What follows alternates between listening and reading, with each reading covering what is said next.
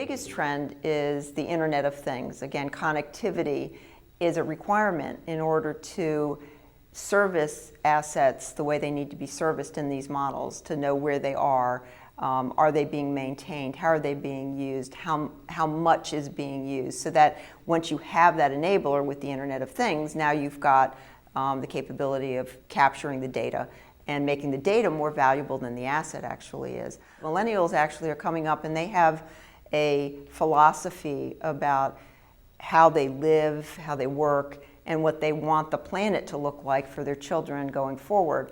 And in a usage model where idle assets are considered wasteful, rather than think of that build, use, destroy model, it's a build, use, reuse model. And it's a very important concept because recycling of assets and getting the most out of the asset is what we really want to do, so that we're not being wasteful about getting material supplies and building as a solution instead of reusing assets. A financing company or the funder that stands behind these transactions will I think at first feel somewhat disintermediated with their end users. They are concerned about their credit risk. They understand that when they sit behind the service provider, that they're now relying on the service provider for high quality performance.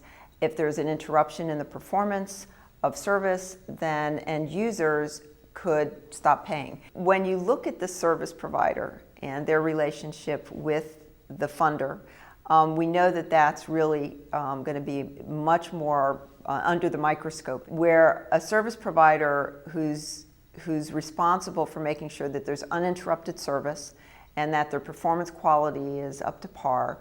Funders will want to have, they rely on that relationship a lot, to a greater extent than they ever have needed to in the past.